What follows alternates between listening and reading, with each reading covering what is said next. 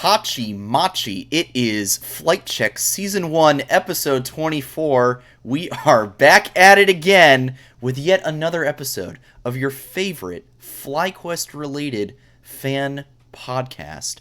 I'm Sandy Toes, one of your regular co-hosts, and I can't talk. And to my left and my extra left are my ever-present friends, Noxwar and Curly Double Q. Fellas, how are we doing on this wonderful Labor Day? I don't know what the weather's been like for you guys, but today it was absolutely beautiful out here in the Washington, D.C. area. So I greatly enjoyed myself. It is hot as all get out down here in Texas right now, but it's a beautiful day, though. So it's been a solid Labor Day weekend for me, though. Out here in Ohio, the weather, it was a little toasty today, but still relatively cool. Was able to get away with wearing pants. My favorite part about it being September. Oh, yeah. Yeah. See, I don't get to wear pants for like another month and a half. I was about to ask, do you ever get to wear pants down in Texas? It's just like shorts years round, right? It not until like, I'm not even joking or exaggerating when I say this. I don't get to wear pants until it's like mid-November. Like mid-November is when I can start breaking pants out. All right, clip it and ship it, folks. Noxwar does not wear pants ever until. True fact. Use that however you will. Yeah, use that out of context, however you need to. Well, fortunately for us, FlyQuest is back in action in some way, shape, or form, and that is very exciting for us because it means we finally have some games to talk about. Proving Grounds is back. And with that, with us analyzing games, that means I need to drop our little disclaimer before we get going. We are not experts at League of Legends whatsoever, but we are fans, and we have opinions, and we like sharing those opinions. So if you're looking for detailed analysis on Proving Grounds, you're probably just better off watching the broadcast itself. However, if you're down for narratives and having some fun and discussing literally only FlyQuest, well, you're in the right place. So sit back, relax, and enjoy the show. And if you cannot catch part of the show, this will be on all of your favorite audio platforms: Spotify, Google Podcasts, Breaker, Anchor, Apple Podcasts, wherever you might listen. It'll also be on YouTube, usually later tonight or tomorrow, and you can catch the rest of the VOD there. All right, let's get into it. Dude, you're a hell of a salesman. Look, I've been working on the pitch, you know? I get some practice every single week. So, first round of Proving Grounds is wrapped up. And while I would say most of it went all according to Keikaku, as they say, some of it was a bit more surprising. And I'm just going to jump ahead and say C9 Academy lost to Resolve. Yeah, that's the big one. Who saw that coming? I certainly did not. Oh. Yeah. Definitely not even a 2-0. It wasn't like, it was, I don't even know how to explain that, or that series, rather. It's just nutty. How do you explain a 2-0 that's more of a stomp than 2-0? It's not a 1-0, but it's like a 2 to -1. Something like that. That was a rough series for Cloud9 Academy. They did not look at their best, let's just say. Yeah, like, don't get me the first game was, like, really, really close for the most part, right? And then just kind of Resolve ended up kind of clutching it out a little bit at the very end, and it's like, okay. Watching it, I stopped watching it because I was hanging out with the girlfriend because it was our anniversary, and so we ended up going out, and basically I come back and it's 2-0. I'm like, what the hell? And I look at the second game, it's even more of a stomp for Resolve. Like, in my brain, I'm sitting here going, there's no way. That was just the lucky game that Resolve got. They played well and they earned it, and it was going to be a 2-1 reverse sweep for Cloud9. And my mind was absolutely blown looking at the fact that they ended up losing 2-0. Okay, hang on. We're going to pause just for a moment because my cameras. Did we die? Well, no, we're still live. The show is still going. And the audio is perfectly fine. Audio is perfectly crisp, but the cameras have mysteriously disappeared. So we're going to keep talking while I somehow find out what happened here. Anyway, so we'll just keep Curly. going. We'll just keep going with the show. We'll just keep going with the show. Just keep going with the show. So I didn't catch the series at all because by the time I was available, it had already ended. And then I had to make sure I watched all the VODs for FlyQuest and get all my schoolwork ready, yada, yada, yada. But it's interesting because looking at the fact that we've got, two amateurs without major backers. Yes. Creeping their way up the winners bracket, and I'm actually kind of sad that they have to take each other out. Yeah, it is unfortunate. But also that means what's the lower bracket gonna look like? Like because we got Supernova, AoE, and Zeus down there already, plus 100. And we know that Wildcard Red or Resolve are gonna get down there. So like, how far can they make it? That's the big thing. Yeah. Go ahead, Knox. Save me while I try to frantically get our cameras back. I'm trying to talk for you while you get the cameras working. The losers bracket for this is going to be really interesting. Just because I don't want to like harp on it too much or go over too much because it's not really what we're here to talk about. But right. I was going to say I'm expecting Supernova to beat AoE. I'm expecting, believe it or not, I'm expecting Zeus to beat Immortals Academy. I know a lot of people kind of differ. We were talking about it in the Discord earlier today, but I think Zeus is a better team than Immortals Academy, so they're going to move on up. I think Golden Guardians is a better Academy team than TSM, so they should be going on up. And then, I'm sorry, 100X. I really want to cheer for you guys, but I don't see you being Cloud. I don't see 100X pulling off a Resolve. I just don't. Sure. Cloud9 is going to be angry and upset over the match that just happened.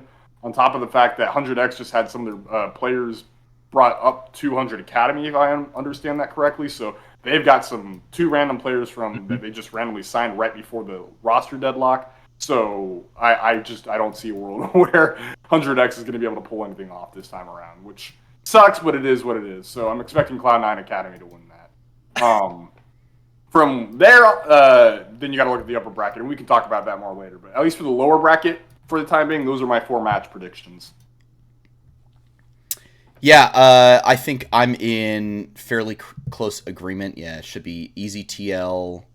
Up top, I'm talking about upper bracket real quick. TL, we'll get into our match in a bit, but then probably 100 Thieves Academy, in my opinion, and then Wildcard should win.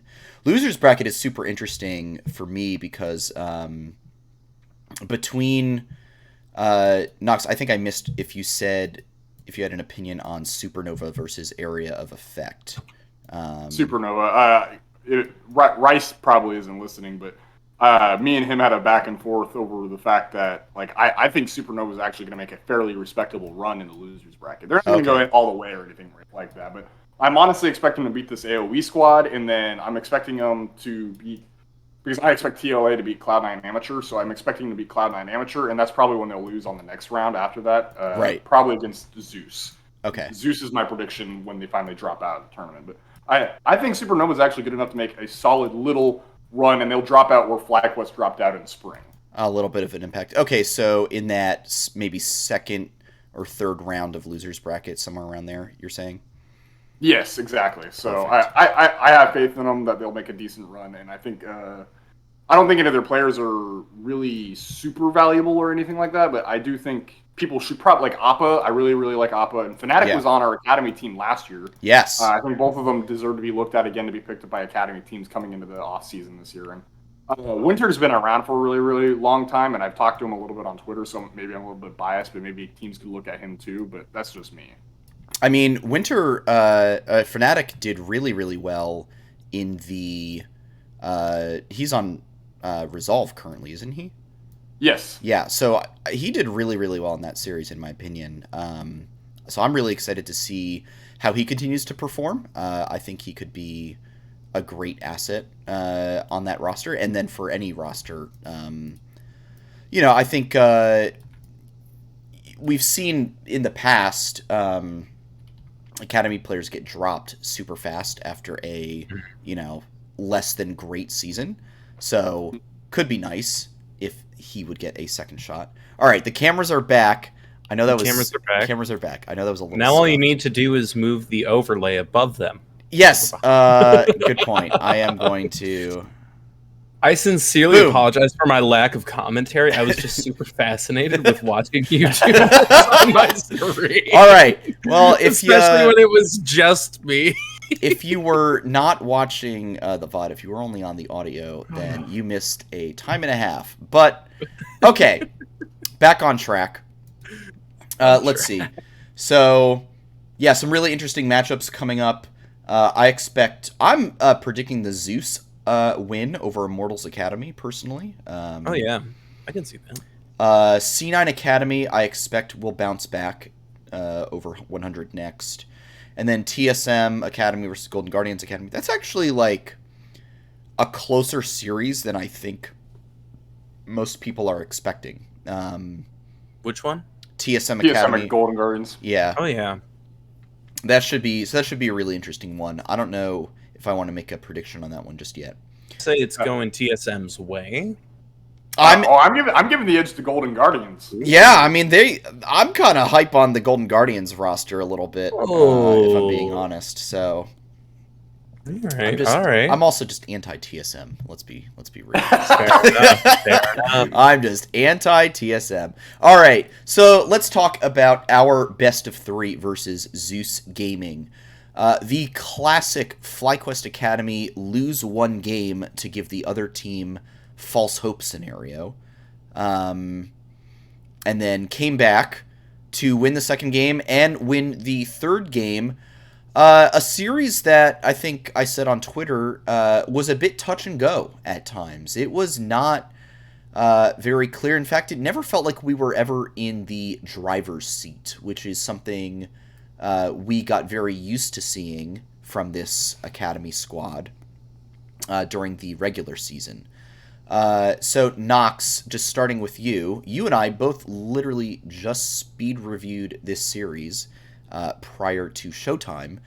So it's very fresh in our minds, and you said something interesting in our pre-show chatter that I'd love for you to reiterate on, and we can get really into it. So what was your, I don't know if it was a hot take, but what was your take on this series? We did not deserve to win this series. This should have been a 2-0 for Zeus Gaming. Wow. That is word for word what I wrote in the chat. Is it not? Yeah. It is. It's exactly what I got it right here on the right. Yeah, it's right there. Yep. I could, if I wanted to, I could pull it up. You know, it could be right there for us. The receipts could be right there. The receipts could be right there.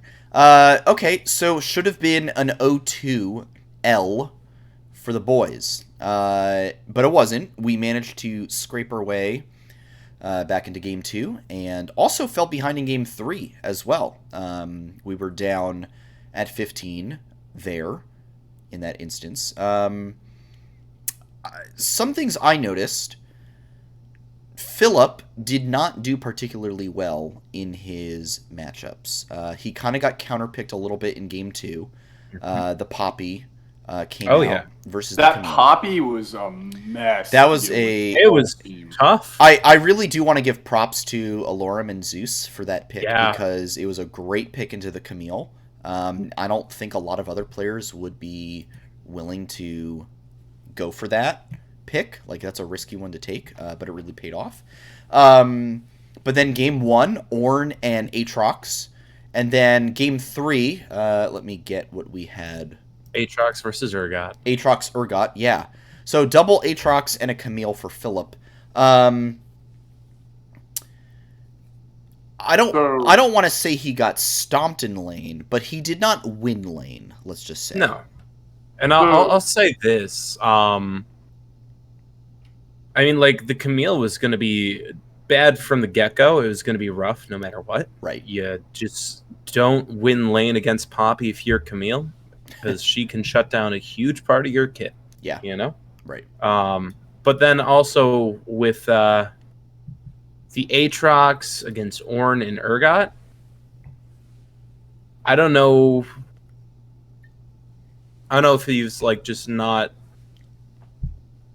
as I don't know if he plays Aatrox as much, you know, because Or I guess he does, because I think when we were looking before he was signed, I looked at his Manchester ranking. He does. So I guess I find it interesting that he seemed to struggle here, because Right. he knows this champ. And honestly, in the late game, you did see him pop off with this champ and survive in fights that like show off why Aatrox is low key busted. Where he's like about to die, so he just like Gore Drinker or gets like one Q off, and never mind, he's not dead. Yeah. Are you referring more to game 1 or game 3, Curly? A little bit of both. He didn't pop off as much in game 3, which I find interesting because we won that one. Because in game 1, he came online at some point, or at least from what I recall. So, because for me, watching game 1, he actually dominated the laning phase against the Lorm on the Ornn. Granted, it's a Aatrox and Ornn matchup, so that favors the Aatrox, obviously, right? But one thing that because I have I actually took notes on this game because I just was like, let me write it down so I don't forget anything. But I actually wrote down, I was like, Philip looks great in lane during game 1, but he needs to continue working on his game sense and his presence because he lost every bit of lead he had going the moment he let what was it, Griffin? I think Griffin was a jungler for Zeus. The moment Griffin appeared in top lane, just everything was lost and gone. The Horn was like 3-0 at one point. It was just all the advantages he'd been able to get at that point were just wiped off the map. So at least lane wise, he looked okay, but just his sense of where he needs to be in the lane or on the map obviously needs to continue to get work, which is fine. Like, he's the newest player on this team. Obviously, we're expecting him to have a lot of growth and development in the coming gameplay and days and whatnot. Right. But yeah, that's currently one of the glaring issues with him. He needs to continue to understand what needs to be expected from him. He's showing that he understands lane matchups pretty well, I thought. Because I think Urgot beats Aatrox, is it not, Curly? Urgot, just like Urgot, as I've said before, is one of those chances. Unless you bully him for 15 minutes straight, he wins no matter what. So yeah, Urgot certainly wins into Aatrox because it and for one, the range, but then like eventually that ult is such a power spike if he gets it first, or even if he doesn't get it first. It's just he's got huge spikes, is what I'm saying. So for me, just to sum it up, I think Philip plays okay in lane. He understands his matchups. He understands what needs to be done, but he needs to work on his overall game sense. What also doesn't really help Philip in this case is Zeus targeted Philip really, really hard this series. They said, hey, you are the weak link. We're going to dedicate our resources against you. We're going to make sure that you do not get to pop off. We're going to make sure Alorum, who's probably the most veteran member on that team, gets what he needs to carry, and so on and so forth. And that was their strategy, right? And so that was what we went for. And then on our end, we decided to focus on letting our bot lane do our work, which ends up paying off, clearly because we end up winning because of it. But I think, honestly, in this particular case, Zeus had the better game plan, and it really just came down to execution towards the end of the games. And that's where it comes back to that I think our mid to late game is really good, because in those last two where we did win, what I saw from us was just better use of the time. You know, we knew the power we had at that moment. We knew how to scale. We knew how to take fights and control the map in slow little ways. And so I was like, all right, this is like FlyQuest. So really we got to work on that early game. Because the early game was, in none of the matches, in my opinion, was ever good, really. Like, aside from, I guess you were right that Philip did like win against Ornn for the most part, but like overall I never felt confident in our early game, and I think that's a big part of like how we lost game 1 and almost lost game 2. And I was, what particularly got me worried was if Zeus Gaming was able to hone in on targeting Philip as part of their game plan, because it was clear to me that in all 3 games they were like, look, their perception was, this is the weak spot. We are going to give Alorum the counter pick in the drafts. We are going to give him a matchup that he can win, that he can stomp this kid in lane. I'm not saying that Philip actually got stomped, but like this was Zeus's clear perspective on the matchup. And the thing is, to some extent, it worked. And I am concerned that as we continue to go into the tournament, other teams are going to do the same thing with players who are better than Alorum and or have a better supporting cast around them. Because clearly Alorum and Griffin, I think, are a great top jungle duo. They both have had LCS experience, academy experience, so they've been playing professionally for a long time. But there are a lot of other players in this Proving Grounds tournament who will be able to do as well, if not better than them, in attacking that top lane. So I am particularly concerned to see how FlyQuest reacts and how they adjust going into the Dignitas series. I was going to say, Philip, from now on in this tournament, he's not getting another single Academy top laner matchup. He's got Lurlo next week, who was in LCS. Right. And after that, if we win that one, it's more than likely going to be Jenkins. Yeah. These matchups don't get easier for him. No, they definitely do not, no. But here's the thing, is I think that they will be able to recover from this rough first series. Mm-hmm. I think they'll be able to make a good game plan, because it was the first match in the tournament, and so maybe they didn't take Zeus as seriously when we, locked onto the Rift on game one, and that's part of why we were able to throw game one. It was like, all right, we got to try a little harder than we thought we would. But then another thing that actually makes me really confident is Johnson. Johnson in game 2 and 3. Series. Yeah. Whole series. The whole series, but particularly on Ziggs. There's a reason I wrote that line in the rap. I was going to mention the Ziggs. There was a particular point in game 2. Ziggs is not a very mobile champion. I guess if you use Satchel, that's some limited That's the mobility. only mobility. Yeah, but he's not like Lucian, where he's got the dash. He's not even Caitlyn, where she can use the net. Mm-hmm. So he's got very little mobility, but somehow he auto-spaced so well in a team fight where they basically, all of Zeus converged on him. It was late game, I want to say past minute 30, and he winds up with a double kill and assisting in some others, and he's just dodging all these skill shots and auto-spacing perfectly. And I looked at his scoreline, and it was 7-1-6. I was like, oh, Johnson is having a pop-off Ziggs game tonight. You could not touch that guy in that moment. It was fantastic. You just couldn't. It was great. No, and he was a huge part of the turnaround in that game, because once him and Triple started getting kills, nothing else mattered. Because he was able to take down turrets because he had such a powerful satchel charge.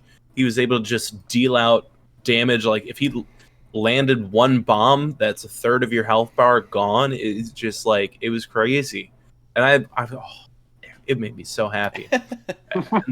and then Triple on the Rise, I want to say, had some really good realm warps too, especially in our final push, where it was all right, we got this inhib, now we'll take everyone to the other inhib, and there is nothing Zeus can do to stop us now. I always love a good, hey, we just took bot inhib, let's realm warp the minions and the whole team up to top inhib and take that one too. It's such a simple macro move, but it's always just so good to see.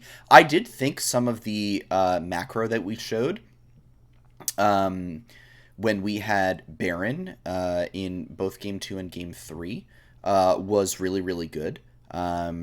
I was impressed with some of the moves we made, just swapping from lane to lane, making Zeus come to us, forcing them to, move how we wanted them to move, or how they, forcing them to not move how they wanted to play the game, but making them dance to our tune, basically.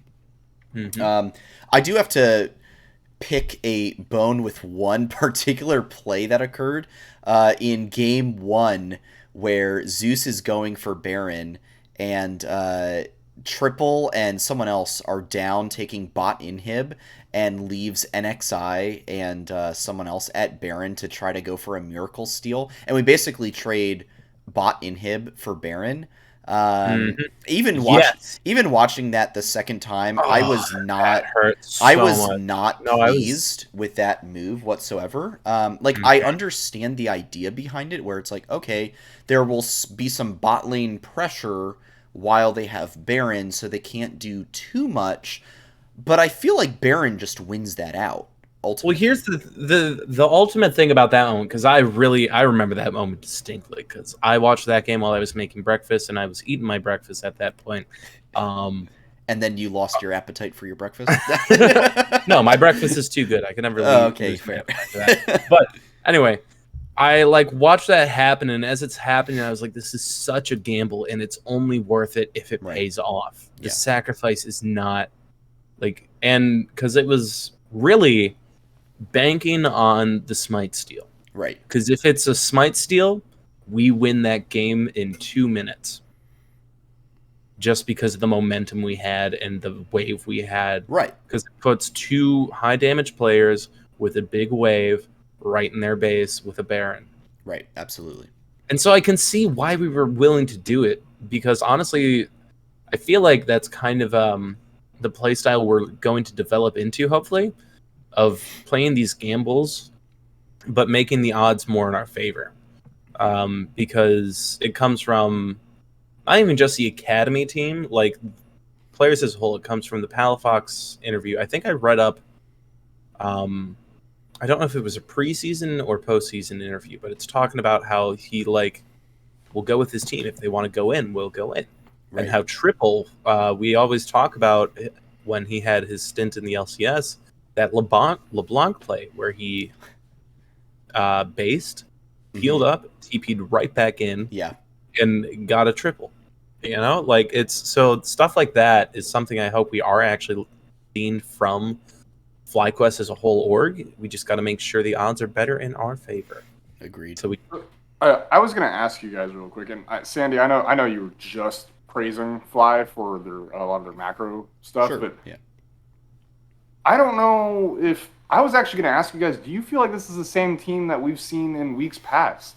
I don't feel like the macro was the same level of quality that I've seen in past games. And the reason I say that is because in game one, there was a couple decision-making moments where it was like we were purposely stacking dragons, and then we suddenly go and bluff a Baron take, and then they just take the Drake, and we end our dragon streak. And when we were trying to go for Infernal Soul, and from that point on, like we lost our tempo advantage because at that whole first game we were struggling to keep up. But the one thing we had going for us is we were being very aggressive on those dragon takes, and it was what was kind of keeping us in the game.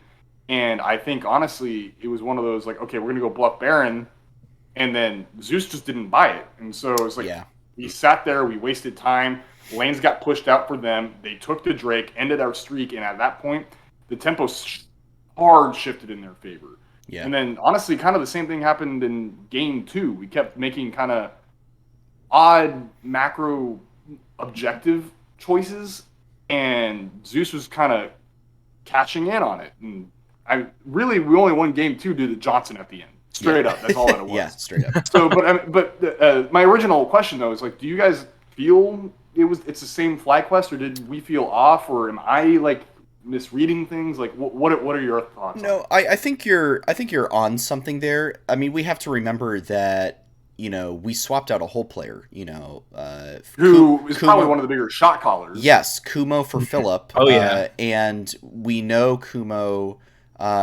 became a leader then on the main LCS roster. Was clearly a leader on the academy team previously.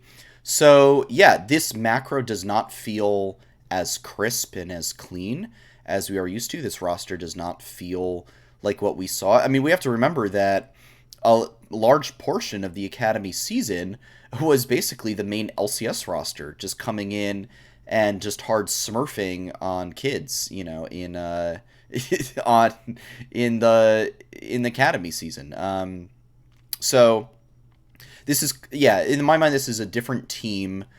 I've reset my expectations so that I'm not, looking through it like, oh, is it going to be exactly like how this team was when Kumo was on the team? I think we have to approach it with Philip is a different player, a much more raw player, still clearly mechanically gifted. I think that's undeniable, but there's a ways to go for this roster, but I think that they can certainly develop. Curly, I think you had something you wanted to say there. Yeah, it's really, it is a different team. Like, just on roster, it's a different team than what we had watched, especially because Summer Split was freaking weird, dude. If you want to like try to figure out, all right, what is the Academy identity? Because it had a big shift, and then it had another shift, and then it had another. We went through like what, 3, and then we had one final roster set for this. And so there's a good amount that switched around. And the one thing that I think really helped the Academy roster for the pre-Licorice swap, or I guess, scratch that, before the FlyQuest to the Moon weekend, is they had been playing together for a while. Since the end of the spring split, all through summer, whatever training they did, in those first 5 weeks, question mark? I think however long that was. That's a lot of time compared to what we've had with Philip, where it's like a month and a half. And it's this iteration in particular that's been so green, because they had 4 regular season games and 5 postseason games and scrims. So there's only so much time together under their belt that I think that's part of why there's hesitation, because it might be similar to why it took FlyQuest so long to potentially come online, and why Licorice left, where it's like no one knows where they fit anymore. But the nice thing is, the saving grace for me is I feel like Triple as a player will be permanently confident, so you will never have to worry about him wavering. We just have to give him a good setup. Johnson definitely, at least this weekend, has surpassed my expectations for him in the past. NXI, I don't know how I felt about him in this series, because I didn't see anything that was like too crazy, which is not something I'm used to saying, because normally I'm like, NXI is absolutely like he's gapping every jungle. So that's something that's interesting. And then Dreams also, I think he's good with like he's doing good because Johnson is also doing good. So I'm saying that Dreams is doing well. It's just supports don't ever get the proper justice, because it's difficult to gauge. As a medic would say, justice for supports. Justice for supports. Justice for supports. So, but really, we just got to find our rhythm. And I think we can come online as a team. Yeah. Well, you basically got straight into what my next thought was going to be was, what are some of the things that we ought to be looking to fix? And Knox, I'm going to throw that question to you. Are there like 1 or 2 main areas that you can think of that you want to see the team really work on and show better performance in for the Dignitas matchup? It's really just going to come down to shot calling. All of our like, don't get me wrong, I want Philip to continue to improve, because if we're being honest, there's a reason why most teams are targeting him as like the weekly gunner team, why resources are getting sent up top lane, and why people want to take advantage of that. It doesn't really help that a lot of these teams have top laners who are very like, let me carry the game, right? So it's very advantageous for them to do that. They don't have like weak side top laners, they have very aggressive top laners, so it's just kind of an unfortunate matchup for us. Right. But so with that aside, though, a lot of it's just going to come down to we need to work on our shot calling. We lost Kumo, who was pretty obviously the big clear voice on the team whenever they were doing well and they were making a lot of these huge macro moves. And so I don't know who needs to step up to kind of carry that role or what it may be, but that's kind of going to be the main thing if we want to continue to make a deep run into this tournament. Is we got to figure out like, hey, we got to prioritize this. We can't suddenly shift objective choices now, like game one where we're going for dragons and we suddenly try and decide to bluff a baron and randomly all of our tempo because of it. Yeah. And don't get me wrong, I saw the logic behind it because there was an opening. It was like, okay, we can get in here and we can get a fight, like it's good. But for Zeus, it goes, why would we meet you there? Yeah, there's no reason for us to meet you there. Right. So, well, they called the bluff basically. Yeah, they called the bluff, and it was good on Zeus's part, but it was just it seemed like Fly thought it through as far as what's good for them, and for them it was a good call, but they didn't think about it from Zeus's perspective of like, is this something we need to challenge? And Zeus goes, we don't need to challenge it. So you thought. Yeah, exactly. So I'm really just I need someone to step up on the team and say, hey, we got to stick to what we're doing, because I think we were just not consistent on our calls. Okay. What I really liked over the time though is like game one, I didn't really see Triple able to do much. Game 2 and Game 3 came out, and he was starting to exude a lot of pressure. It was really good. The bot lane looked really great. I kind of agree with what you were saying earlier, Curly. NXI was very quiet this series. We really didn't see him do all that much. He was just kind of there. He wasn't bad. He wasn't good. I want to see him to continue to step it up though, and I, for the time being, really just want to see Philip continuing to learn to be stable in lane and continue working on understanding his map presence and where he belongs in the game. It's ironic for me to say this because I love playing Trundle jungle, but I would like to see NXI play less Trundle jungle because I think it's not that it's like boring to watch, but I don't know if it really unlocks him as a player to play a tank, basically.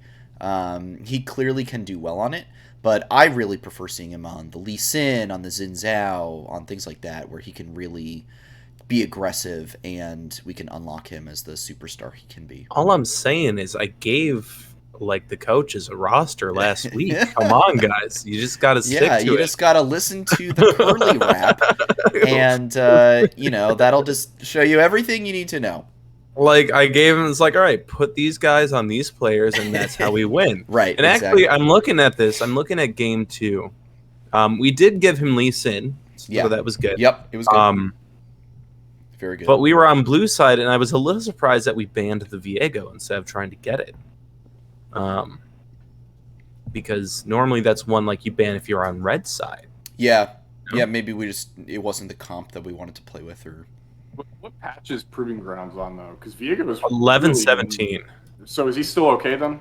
Ooh, wait a second. Yeah, I think he might have gotten some... He might have gotten hit with the bat. Yeah, let me scroll down. Viego is something we really want. Yeah, Viego, specifically in Pro, got nerfed. Let's see what the bat... Yeah, first of all, his attack range went down. They nerfed his passive. They nerfed his Q. Oh, they just kind of... It's like an all across the board bat. They took out his kneecaps. They nerfed his E. They nerfed his R. They fixed multiple bugs. Oh, no. Why do that? Why would you fix bugs with a champion? Why would you fix bugs? Okay. Yeah. So maybe Viego's not something I'm really prioritizing. Maybe not Viego. Yeah. But still, I don't know. I don't think Trundle was quite what we go for. But hey, we're not professional league players or coaches, so maybe we'll see how it works out next weekend. Do you guys want the my argument for the Trundle? Yeah, sure. I love arguments for Trundle. Absolutely. So in this case, let me look up the draft order just to make sure I'm not speaking out of my ass. But if you look at the comp that Zeus had, they had an Ornn, they had a Braum, and hold on, I'm making sure I'm not making BS up really fast. What game are you talking about? Game 1 or game 1? Yeah. Game 1? Oh, okay. Yeah, so basically you had a Braum, an Ornn, a Varus, and which is super immobile, right? So you have the Trundle against the Ornn, which is great for just absolutely deleting, because you can just ult him and it's like, bam, all your stats are gone. Sorry, goodbye. Yep. You can do the exact same thing to the Braum. And then the Trundle Pillar is absolutely devastating to the Varus because he's such an immobile champion, right? So in this particular case, Trundle's not bad. Were there other options? Absolutely. Especially because it was picked fourth for us, and it was after the Varus had already been picked. What's interesting is they picked the Ornn into it. So, yeah, I don't know. Picking it fourth with only the Braum and the Varus up, little iffy, but I think honestly it was made even better by Zeus picking the Ornn. But that's just me. Okay. Yeah, no, I can see the Trundle being really good into the Ornn for the stat stealing. Yeah, that. I get that. And then in game 3, trying to find where we took the Trundle. So that was our third pick, and the Xin Zhao had been Zeus's first pick. So we took the Trundle into the Xin Zhao, and they had the Aphelios and Braum at that point. So, yeah, and again, Aphelios not a very mobile carry, so really easy to just run him down if you can get on top of him, ult him, W him, all that kind of stuff. So yeah, and it's a very melee heavy team from Zeus. Don't get me wrong, they're like a ranged melee team. Like they can cover distance, right? Yeah. But I mean, even then, that Trundle Pillar, like if they don't have cooldowns, you drop a pillar right where they don't want it, that can be game ending for them. Yeah. So it really comes down to, can NXI land the pillars? Yeah. Game 3, I see less of a reason to pick it. There's nothing really super tanky outside of maybe the Urgot, and Urgot's not super well, and then we tanky. proceeded to ban the Ornn. So, yeah. So I guess it was the Urgot, yeah, but... Yeah, I think there's other options outside of the Trundle, but I'm not complaining about it. I think it's one of those skill matchups, right? I think if NXI can play it well and drop pillars where he needs to put them, it's probably a good pick. Could he have played it better, though? Absolutely. Yeah. One final point, and then we can move on to next week's matchup. I really liked how Johnson had a lot of variety in his picks. Felios with the Thresh, game 1, the Ziggs, game 2, and then the Ashe, game 3. The Ashe was beautiful. The Ashe was really good, paired with the Lulu, which was fantastic, also on the Trundle at times. So that was really cool to see, because it's not like, oh, we're locked into one style of bot lane play. We have several different ways we can play around with the bot lane, and I really liked seeing that. Any final thoughts from you guys on this series, or do we want to move on to talking about next week? I just wanted to highlight Johnson one last time. Yeah, so do it. Two things in game 2. Hype this man up. This is a Johnson appreciation cast. Yeah. Yes, right sir. now. All right, hang on. I'm changing the stream title. So. First things first. Beginning of game 2. This bot lane gets a kill, a Ziggs Rakan. That should not ever happen. You should never get a 2v2 kill of Ziggs Rakan. That is not a kill lane in any way, shape, or form. So the fact that they pulled it off is like really, really something else. So big props to them. And then at the end of game 2, obviously, like I said at the beginning of this podcast, this should have been an 0-2 for us. We should have lost this. Zeus should have won 2-0. The reason we won this series is because in game 2 at the very end, when Johnson's getting ran down to Ziggs and Griffin's coming in on the Xin Zhao, and he nukes the crap out of the Xin and gets a kill on it. Yeah. And then the team manages to turn it around because of that fact. That is the only reason we made it to game 3. So just really, really impeccable play from him there. And then the last thing I wanted to highlight was the Ashe Lulu lane in game 3. I did like how it was a bit of a different style for us. It's a very poke-heavy lane. It does not let you do anything in lane. If you noticed, Johnson was up like 40 CS at one point. Oh, yeah. You can't do anything. So they played the lane super well. I'm not going to lie, though.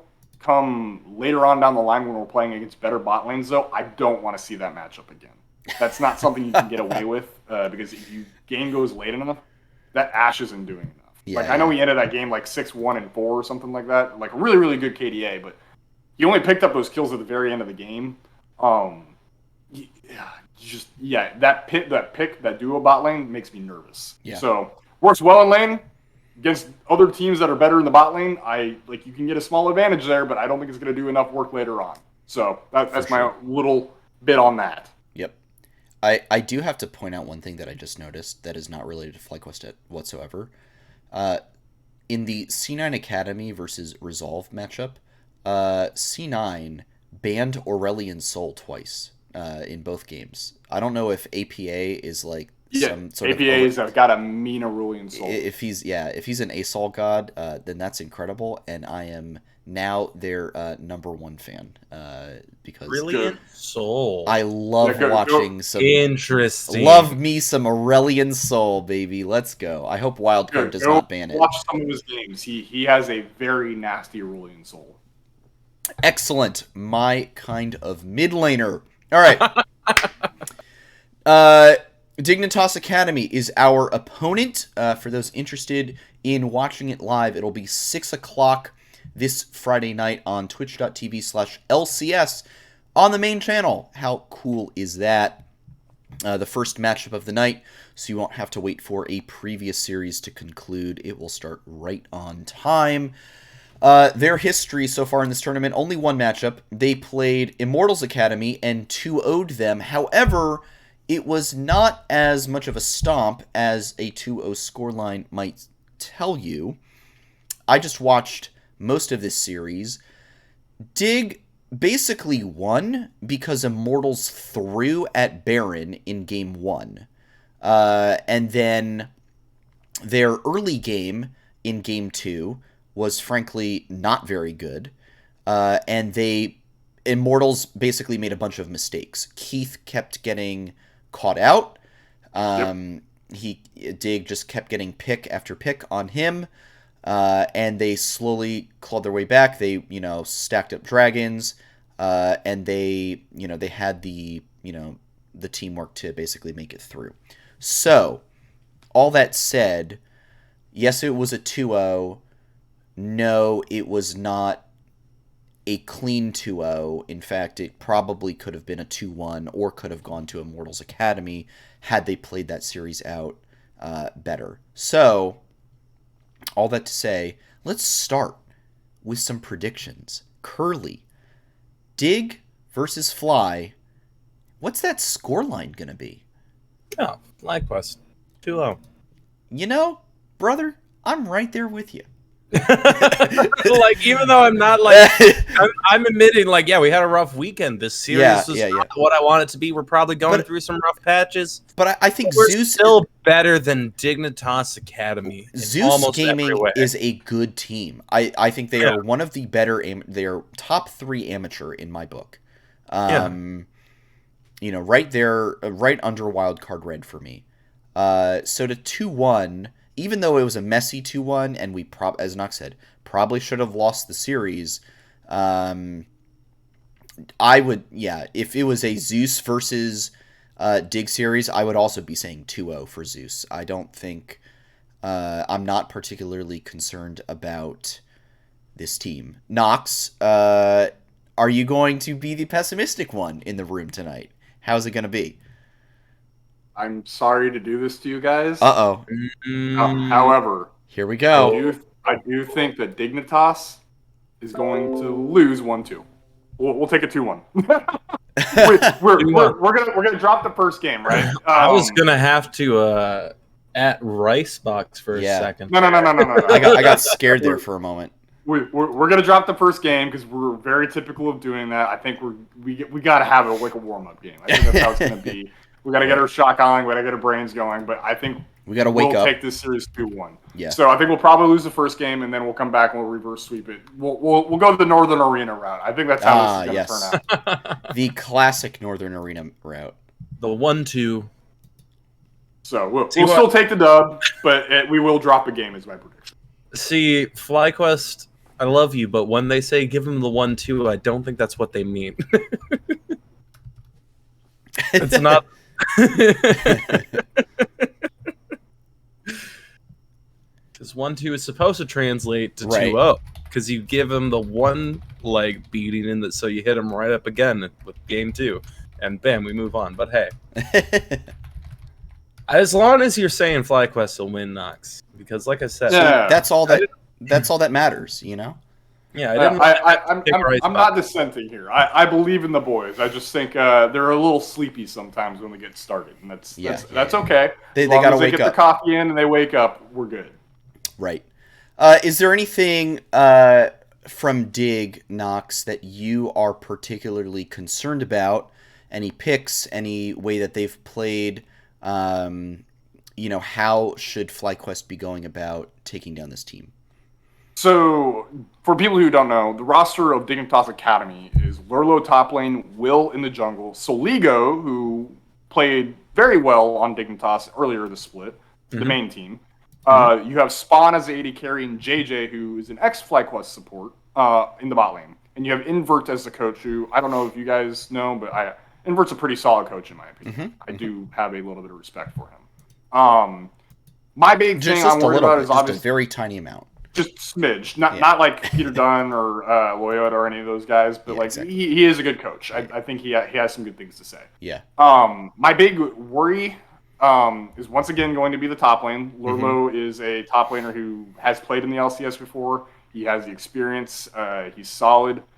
It's going to be a hell of a learning experience for Philip. I'm hoping he can just hold his ground and do what he can, maybe even get a lane advantage, and then hopefully he doesn't lose his place on the map too much. Okay. The only other thing I'm really worried about is Soligo. However, I will say Soligo's been playing very supportive roam-heavy champions, and so I think Triple can hold that in check if that's the style that Dignitas wants to continue to play. I would have to go back and look at Dignitas' regular season play to see what Soligo's been playing. I don't really know that off the top of my head, but at least for this tournament, he played Twisted Fate and one other champion that was very roam heavy, not hugely lane dominant or anything. So I think Triple can more than hold his ground on that. And then I think our bot lane is better than Spawn and JJ, although they will put more of a push or more of a wall against Johnson and Dreams than Raheen and Rhino did. But we are still the better bot lane in my opinion. So overall, look for top and mid. I think Will and NXI are pretty even, if I'm being honest. I think NXI is probably the better jungler, but it's even for the most part. Nice. Curly, any alternative thoughts? Any feelings one way or another on that? Not in particular. I don't know. It's just Dignitas to me. No matter what level of league they are in, produces average teams. They are a benchmark organization. They are we will be here for the system throughout the season, throughout tournaments, just so you can see how average you can be. All right? So and I know we're just above average. I don't have anything detailed, just more opinion. Right. How I feel about the organization. One thing I will say is I will be interested to see Triple versus Soligo. Yeah, it's going to be a good matchup. Yeah, absolutely. But especially because I was throughout the summer split, I was wondering what had happened to Soligo because somehow I never once caught a Dignitas Academy game, so I didn't realize that he had made his way down there. Yeah, he just disappeared. He's not dead. He's doing fine. So. Still one of the strangest swaps of the summer to me. Still one of the biggest Monka moments. There was no elaboration. It just happened, and they were they didn't even announce it. It just happened. And it doesn't make any sense, but who knows? But yeah. All right. Well, we have all predicted in one fashion or another a FlyQuest victory over Dignitas Academy versus the Dignitas aliens themselves. I think that's their mascot. They had the owl for a hot minute, and then everyone was like, "This is horrible," and they reverted. So, actually, didn't mind the owl too much. Granted, I like this logo better. Oh I yeah, thought the owl was okay. Yeah, the owl was okay, but maybe for a different organization, not for the classic Dignitas alien. All right, well, that is Proving Grounds. It comes back Thursday night. The first matchup is TLA versus C9 Amateur, and then basically the first matchup every night, Thursday through Sunday, will be upper bracket, and then the second matchup will be a lower bracket. Losers go home. They will not be heard of again until next season. Their seasons will be over. We will have at least one Academy team get knocked out, either TSM or Golden Guardians Academy. Very interesting there. I mean, if we're being honest, we already had one Academy team. Oh yeah, you're right. The classic perennial non-contenders, CLG themselves. The perennial failures of League of Legends esports. Counter Logic Gaming. I'm hyped. It's going to be another good week of League of Legondos. I unfortunately will not be able to watch the FlyQuest match live. I will be at a concert, so that'll be a good time. Nox, I believe you are going to have to carry the flame for any FlyQuest Flight Check fans out there. So I'll probably be doing not like a watch party per se, but I'll definitely be like in a voice channel somewhere, either in our Discord or in the FlyQuest one, if people want to watch the series with me, so we can sit there and maul over the dumb things we do and cheer for the great things we do, whichever one. Yep. Look forward to Noxwar absolutely mauling his face off. That is always a good time. All right, one last thing to chat about before we sign off for the evening. The world schedule, not officially released, but sort of leaked. And just wanted to chat about that a little bit because that is coming up the first week of October, thanks to Bloop over at .esports. And Ashley Kang on her Twitter dropped a great little overview where she detailed all the dates of the tournament. So everything starts up October 5th with play-ins, and that play-ins are the 5th through the 9th, so literally 5 days. And then there is a 1-day break, and we go straight into group stage, which is 8 days in a row, no longer the 4 days, take a break, 4 more days. 3 days off, 4 days of quarterfinals. The rest of the week off, you have semis on a Saturday and Sunday. You have a week, and then finals November 6th.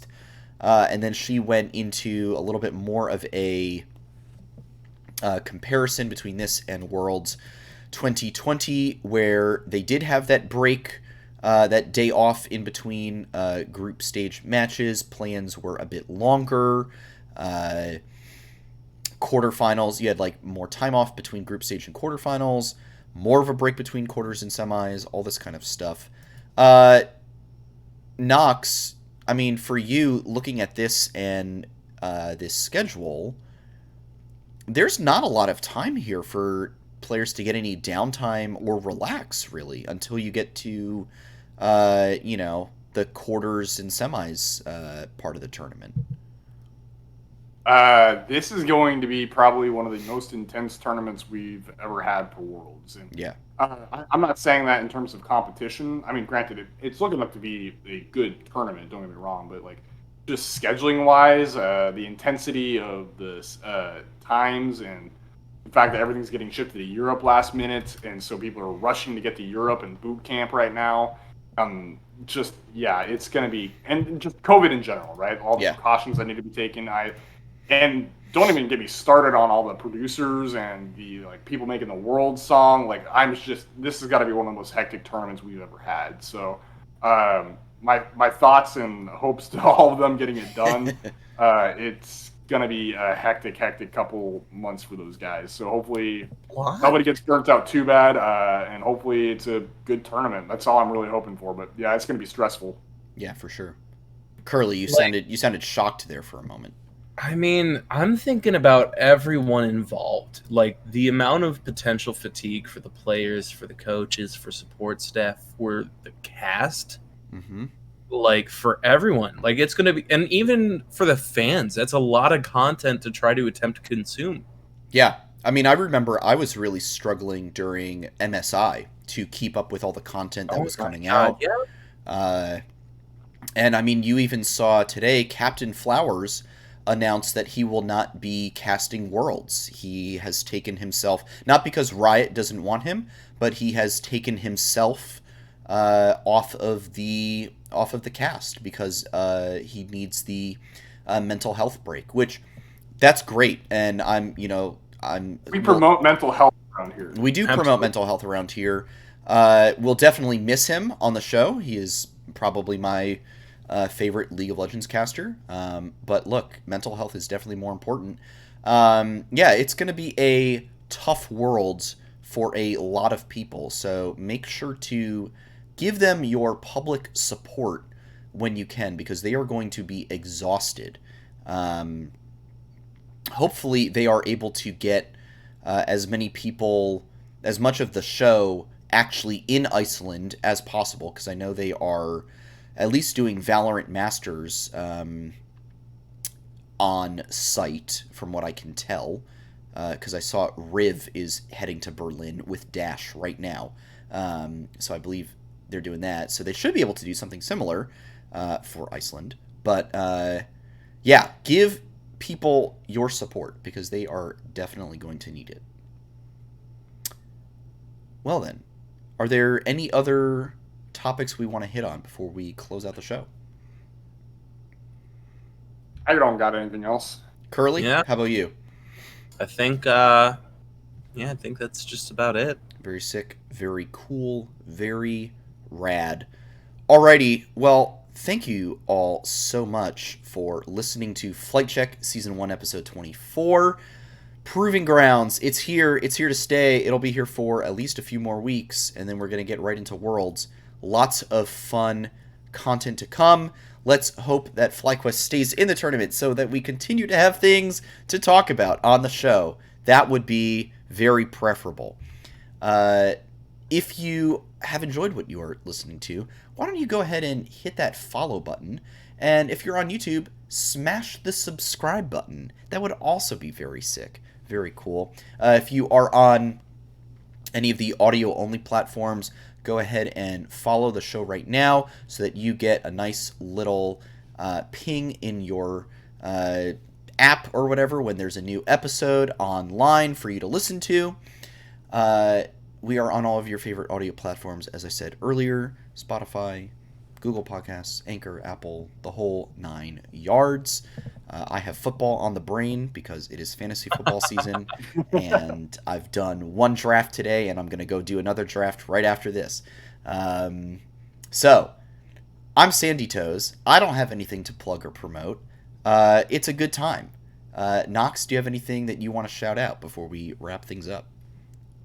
I don't have much. I think the 100 Talk Pod guys are doing a Academy review stream of Nice. their Actually Academy making thing. Academy content, yeah. Yeah, they're actually doing. They're Academy actually content. making Someone called Academy Kelsey content. Moser. Yeah, someone tell Kelsey. Outside of that, though, I don't have anything. 4-day work week, guys. Yeah. 4-day work week, baby. Oh, Love to see for it. you, maybe. Oh, well, I still had school today, man. What? That's ridiculous. you Yeah. had school? I had school in. Good Sorry. times. Well, I am deeply sorry for your grievances. Yeah, sorry for your loss. All condolences. Oh, to Curly. condolences, yeah. Condolences No, in the chat. I mean, for me, a couple shout outs. I guess this is going to be, we're going to hop off the flight check train for a minute. Well, no, start off. I want to thank you guys. Shout out to you guys for just letting me make a thing on my own. Oh, yeah. And be like, yeah, you can upload this. Because I was like, I'm just going to do this and hope they're okay with it and upload it. I thought it was sick, dude. I loved it. It was fun, man. Oh yeah. And then actually shout out to the FlyQuest community, because everyone that like responded to that made me feel very just good about it. Made me very happy. Yeah. And then now to hop over, like, I don't want to brain to my corner, but like shout out to everyone that helped me get to 100 followers on Twitch, because I just got that yesterday. And yes, congrats. I forgot to tell you earlier. Yeah, I've had a real fun weekend of streaming ever like in that last push, and so it's good vibes all around. I'm really happy with everything in that, and hope I can send some of that, like take some of that momentum and transfer it over here. Yes, sir. That is Yes, sir. very much the case. Awesome. Well, thanks again so much for listening, everybody. This has been Flight Check, Season 1, Episode 24. You're all super cool. Stay safe out there, and we'll talk to you real soon. Adios. Have a good one, guys. Peace, y'all.